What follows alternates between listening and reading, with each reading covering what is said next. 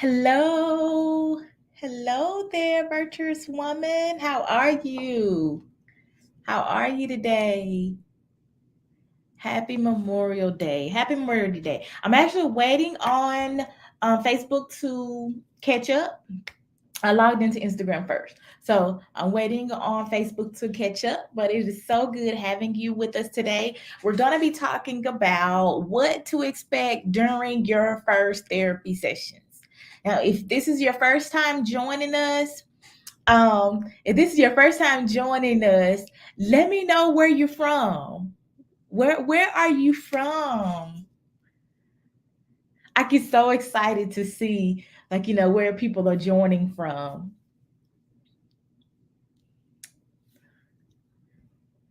Where are you from? New Jersey. All right, Jersey in the house. Jersey in the house. I am from Mississippi.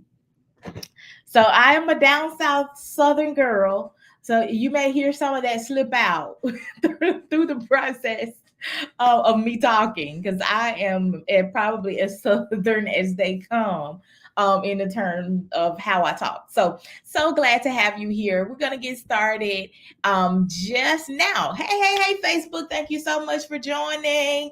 If you are in here, go ahead on and tag, hit that share, let someone know we're live on IG. You can also share. I think you just have to go there and hit the share button. I think it'll share to your stories, or you're able to send it to specific people. If you are on YouTube, let us know where you are joining from. Let me see if I can pull up some comments because we're going to have a conversation today.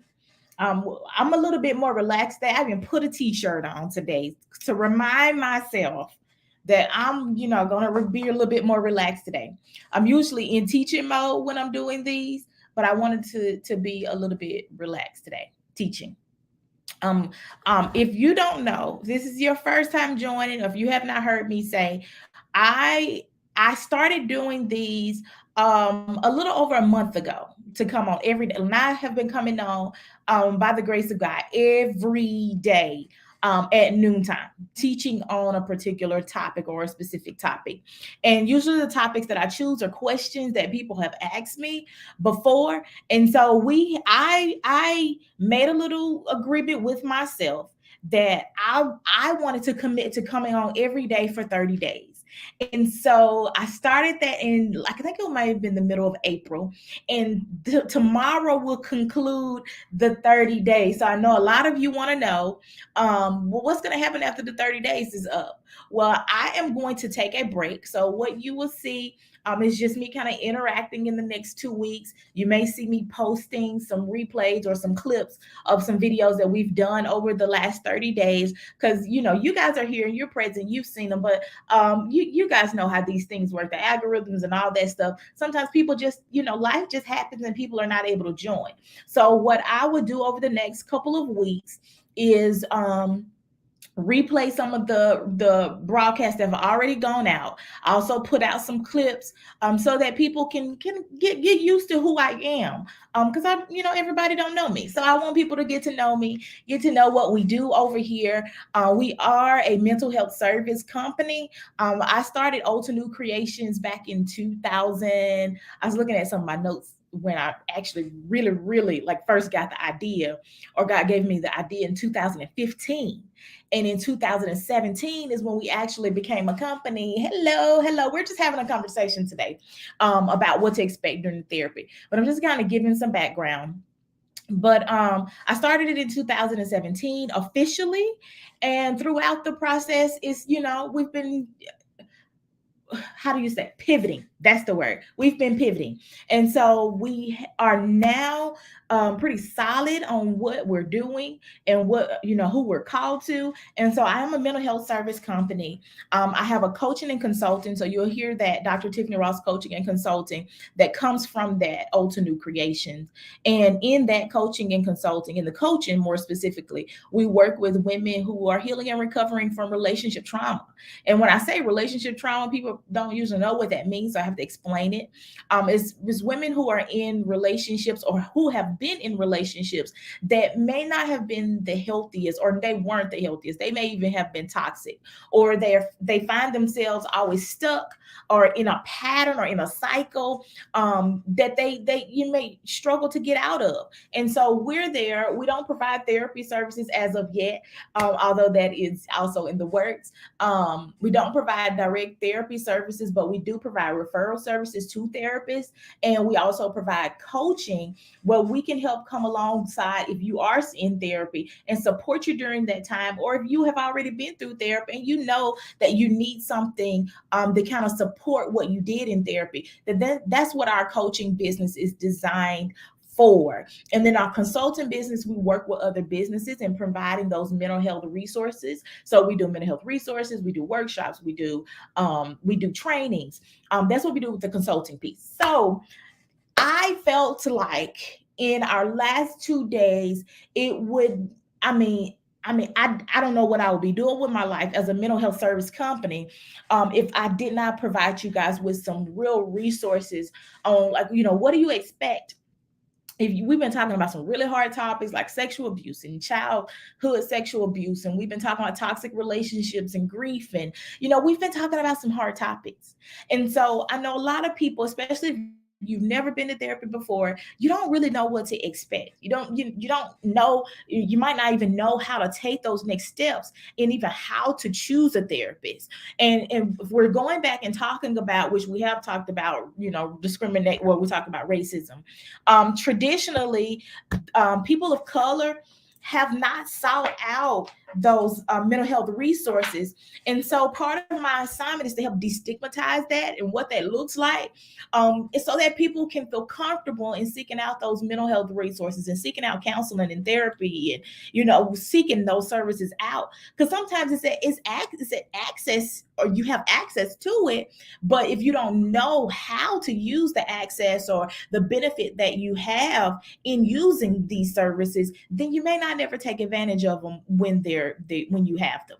So what are we going to do today? Or one thing that we're going to talk about today is, like, what do you expect during those first few therapy sessions? I think we'll stop at the first two, because somewhere past the first two sessions, you start working on actually doing some therapy techniques, and that's going to look different based on your therapist. So Friday we left off with talking about, if I'm looking down, I'm looking at my notes. We left off talking about, like, how do you go about finding a therapist? Like, what do you look for in a therapist? Like, I know sometimes with mental health, we kind of treat it like medical health, although we can't treat mental and medical health the exact same way. We just cannot treat them the same way. But sometimes with medical health, we tend to, especially for those, like I said, people of color, we go with the doctor that someone recommends for us, or we call there, we know we have an issue, and we typically, whatever doctor they say is the doctor that we keep. And especially for my Black people, and just being real honest, we'll stick with doctors because for years, loyal to them, not understanding that we really do have the power to go to someone else, or we can go seek a second opinion. Well, in a way, it's the same way with mental health. Like, you can interview your therapist. You can if that therapist is not working for you, 1 or 2 sessions in, you're not comfortable, you don't feel like you can open up, like sometimes there may be your own issues, but sometimes you just may not be comfortable with that therapist. And so you have the power to say, you know what, this is not working. Would you mind referring me to someone else that that may be a little bit of a better fit? You don't have to go with what's recommended. You can interview, because this is your life. Like, this is your life. This is your money. This is your investment. This is your time. These are your stories. These are your innermost parts of yourself that you probably don't share with anyone else. So you need to be comfortable with the people that you choose to go along with you on that healing journey. So we left out talking about that a little bit. One thing that I really wanted to go back and talk about with finding a therapist is, of course, you have to be comfortable.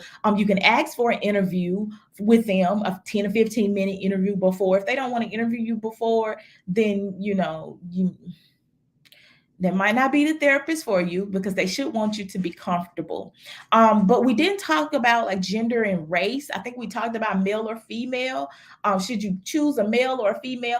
Really, that's all about preference. Race is also about preference. Religion is also about preference. But one thing that I want to say, because I used to say, well, it really don't matter whether it's male or female. It really don't matter, if that person's religion is different from yours. I used to say that it really doesn't matter if they're a different race than you, but I have to be real. We keep it real over here. Let's just be real. Let's be real. We talk about hard topics, right, with simple solutions, correct? So I have to be real, and I have to backtrack on that. It does matter. It absolutely does matter. I used to say, well, it don't matter. And in the therapy ethics, any therapist should treat you based on, regardless of your religion, regardless of your race, regardless of your gender. That's their ethics that they they do, supposed to uphold to. And if they don't, then you need to report them. But in terms of yourself, it does matter. It absolutely does matter. Even with, when it comes down to race, culturally, there may be some experiences that, someone of a different race, that the therapist of a different race just may not understand. They may not understand, and you may need your therapist to help validate some of those experiences, or to understand some of those experiences. So to you it may matter. To you it may matter. To some other person it may not matter. So I have to backtrack in saying some of these things that we tell people in the therapy world, that it don't matter, and the reality is it does matter. It may matter to you. It may matter to you. And if it matters to you, it's okay. It is absolutely okay. I've worked with therapists, or I've had therapists of both genders, both races. So, and for me, for myself, and for what for what's comfortable for me, what worked better for me was a therapist that was of the same race as me. That's what worked for me. But that may not be what worked for you, and that's okay. It is absolutely okay. And the same thing with religion. I used to say it didn't matter, but I can't say that now. I can't say it don't matter, because in reality, it does matter, because what you believe, although it may not come out in therapy, it still will come out in your actions, and come out sometimes in your belief and what you uphold, and your morals. Sorry, I forgot to turn my stuff on silent. So it does matter. It does matter. And so some of these things we got to quit telling people, like, as therapists, especially, we gotta some of this stuff we got to quit telling people, because they, like medical professionals, they rely on us, especially if they're not in that world, so they rely on our word. So we have to be honest. We have to be honest. And some of this stuff we just say out of, well, that's what they said in school, and that's what they told us in school, and that's what has been passed down and passed down. But we have to realize too, especially as a Black therapist, that a lot of those models were created, let's be real honest, they weren't created with diversity in mind. And so we can't necessarily say that everything that was taught in school, or things that was said and all that, applies to everyone. That's erroneous to even apply that. And that's with most fields. Like, it's erroneous. Once you're in the field and you're working with people, you kind of realize some things. And I'm just saying my experience. I'm sorry that my computer is dinging all over the place. I thought I cut off the notifications and all that, but I didn't. So my apologies for that. So I wanted to go back and clear that up. So what else can you expect in like the first couple sessions of working with a therapist? The very first thing you can expect when you seek out a therapist, you've already chosen the therapist that you want to work with, you're comfortable with them, you feel like you can share whatever you need to share. with them. You can cry in front of them. You can snot, like you can just be yourself in front of them. What do you expect during that first visit, or probably before that first visit? You can expect to sign what we call a confidentiality agreement. And in that confidentiality agreement, it simply says that your therapist cannot share your business outside what you give permission for them to share. And that has to be a signed permission for them to share. And if you don't sign for them to share your business, then they cannot share your business with anyone unless you threaten to harm yourself, you threaten to harm someone else, or if you report any type of abuse, particularly abuse of minors and abuse of the elderly or vulnerable adults. At that point, they can break that confidentiality because someone else's safety is at risk.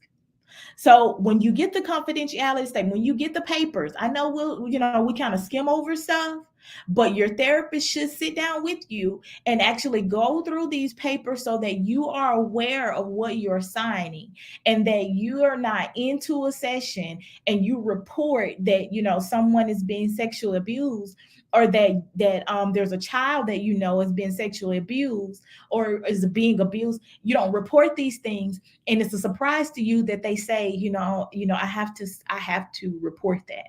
And a therapist that has been fully trained should be confident enough to sit down with you and actually have that conversation and empower you to report it. But they're also mandated to report it, and usually that's done, or at least how I was trained, is done in the presence of the therapist, or in the presence of the client in some cases. So expect the confidentiality agreement. Expect to sign an informed consent, because that's what informed consent is. It says, these are the clauses that we can violate the confidentiality agreement in the courts and all that stuff, all that in that confidentiality and informed agreement. Some other things that you can expect. You can expect to talk about your business. Let's just be real honest. Who go to therapists to not talk about their business? Like, that's why you're there, right? Like, you're there to heal. And most of that is about your business. And it's probably going to be business that you didn't think that you were going to share. Like, why are we in here? Like, I know my marriage is going bad. Like, we in here to talk about marriage. Why in the world am I talking about my mama and how I grew up? Why in the world is, we talking about, how 3 generations ago, or our great grandparents did things? Why are we doing this big old family tree, which is called the genogram, where we're talking about, family systems and how family and all this stuff? Like, why are we doing these things? So expect that you are going to talk about things that you probably have not talked about before. And in the beginning, a lot of that is going to be on paper. And so they may be asking you some things. They may be taking some notes. They, may have you fill out what we call assessments. And some of those assessments are just kind of looking at what symptoms you're having. Are you able to get out of bed? Are you having sadness for a long period of time? Are you anxious about, certain things? Are you, finding that you're you're medicating yourself or self-medicating in other ways? Like, it's going to ask a lot of things that you're probably not used to seeing either on paper or verbally. Now, when I was trained in therapy, some of these things were done in the first session. It was called an intake session. So you probably hear that, as you're going to seek therapy. For the first session is usually the intake session, where they're gathering all of the family history, the medical history, and sexual history, your even sometimes your partner history, your history of symptoms, and and what they're trying to see is what exactly your symptoms, what diagnosis your symptoms fits you in. So that means that you can expect a diagnosis, which makes it, which goes from, I don't want to say, I don't want to say that word. There's another word I'm looking for. That's the difference. You remember we talked about mental health versus mental illness, and we talked about mental illness as being something that is diagnosable, which makes it treatable. So that is what will give you a diagnosis, is when they're asking you all those assessment questions and you're having to fill out assessments. But from that should derive a diagnosis. So if you are working with a therapist and you do not know your diagnosis, then that is a problem, because your therapist should share with you what you have been diagnosed. If you're using your insurance knows. So there's no reason why your insurance knows and you don't know. You should know your diagnosis. I cannot tell you the many times that I have worked with people, I'm talking about in coaching, that I've asked, no, what was your diagnosis? You went to therapy. What was your diagnosis? What did they diagnose you as? What was the diagnosis? Because that diagnosis, um, you should know it, because you need to be aware of what happens if you move therapists or if you go see a doctor. You need to be aware of that, and that helps feed in the safety of working with your therapist, the safety and the trust of working with your therapist. Your therapist shouldn't be scared to tell you what they diagnosed you as. They should not. Just really being honest, they should not be scared. But I cannot tell you the many people that I have worked with and have asked them that, and they do not know their diagnosis. You should know your diagnosis. And if your therapist is not telling you your diagnosis within the first couple sessions, then ask. It is absolutely okay for you to ask, what was my diagnosis? Have you diagnosed me yet? What was my diagnosis? And then from that diagnosis derives a treatment plan. A treatment plan. So they should be having the conversation about, what your goals are for therapy. And because all of that goes into your treatment plan, and what are the best actions for what they see as your diagnosis being. So you should know your treatment plan. And if you do not know these things, then go back and ask your therapist. It is okay. Like, this is the one time, and the reason why I'm doing this is so that you feel empowered when you go to therapy. Like, you know what to expect, but you're also empowered in knowing what you can ask, and what to expect from that therapist or counselor or psychiatrist or psychologist. Psychiatrists usually don't do therapy. Some maybe, psychologists usually do. But those are some things that you can expect. Some other things that you can expect, and this we're talking about like within the first couple sessions here. Some other things you can expect is expect to be challenged. Expect to be challenged. And I expect that your therapist is not going to be like your girlfriend, because I don't understand those people who say, well, I can just go talk to my friend, or I can just talk to my mom, and I can, no, not the same. Sorry, it's not the same. It is not the same. So expect that your conversation with your therapist is not going to be the same as your conversation with your friend. If you tell your friend, yeah, I went and I popped off, your friend may be like, girl, yeah, you did the right thing. I would have did the same thing. Girl, you need me to go with you? I'm right. Now your friend conversation will go something like that. Or, girl, you might not need to do that. But your therapist conversation is gonna be like, well, why did you feel like you need to do that? Your therapist is going to ask you, and the whole reason why they're questioning is so they can get to the root of why your behavior or why you're doing certain things that you're doing. So your conversation with your therapist and your conversation with your friend and your mama and them are not going to be the same. So expect to be challenged. And then here's another one. Expect to be emotionally drained some days. You're going to be dealing with some of the toughest conversations that you probably that you're having and not have had to had ever in your life.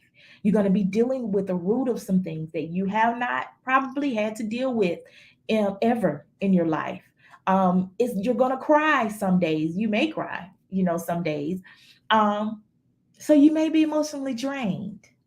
So we like to tell people that it may get worse. It literally may feel like you have no more energy in you to process anything else I mean, you may leave that session and be like, I just need to go to the house and go home and go to sleep. I don't know how these kids gonna get fed today. It may be a day where we stop by and get some pizza or something, because I just don't have the energy today to deal with. I just don't have the energy. So expect to be some days emotionally drained. That is a part of the process, because you're going to be tearing down beliefs and old ways and old patterns and old things that gotta die, like those things that have to die so that something new can be resurrected. And so it may be draining. It actually may be emotionally draining. It may be emotionally trying. You may be moody some days. Some days you just, you may start questioning your relationships. Even your parents. You may feel the urge to go back and have those conversations. That's in the process of therapy. All that's not going to happen in the first 2 days. So I will want to encourage you as I close. I want to encourage you to be patient. It is a journey. Doing the work, although you may be on a 6 to 8 week or 8 session treatment plan model, healing never stops. It's a journey. The healing never stops. The tools that you will learn during your 6 to 8 sessions, and I want to encourage you to stick it out. Whatever treatment plan that they give you, however many recommended sessions that they give you, I want to encourage you to stick it out. Do the work during the process, stick it out.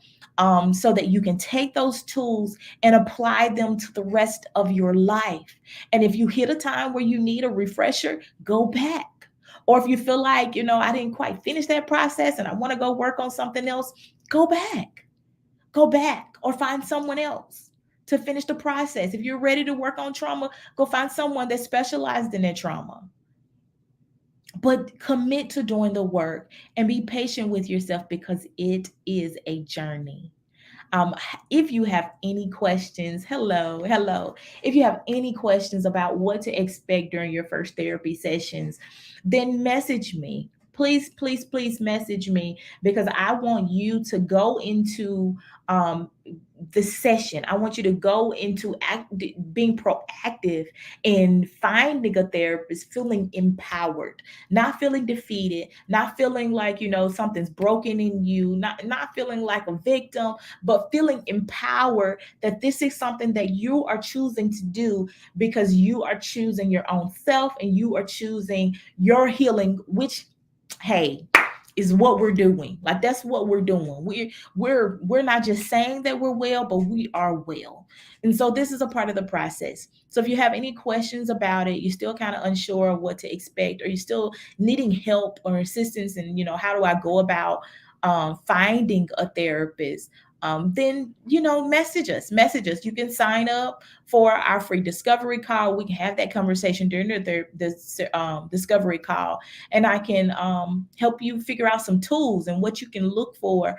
How to go about scheduling appointments, or how to go about even picking a therapist. Like, what websites do you go to, or what's local in your area.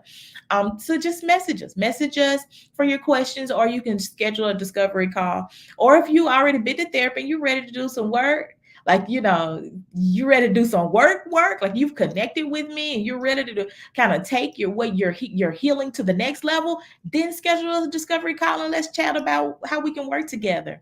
I love you. If you are on Facebook, then the discovery call link should be linked right at the bottom.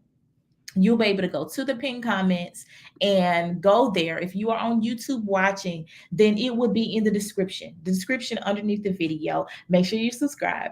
Make sure you hit the bell for notifications, so you'll be notified when we go live or when we release new videos. If you are on IG, you can go to my profile, click on my link there, my website link. It'll take you to my website link tree, where you will see the links that are all there. Scheduling link will be there. The contact us link will be there. And as always, you can always message us right from our social media profiles. I love you guys so much. Join us back tomorrow as we conclude.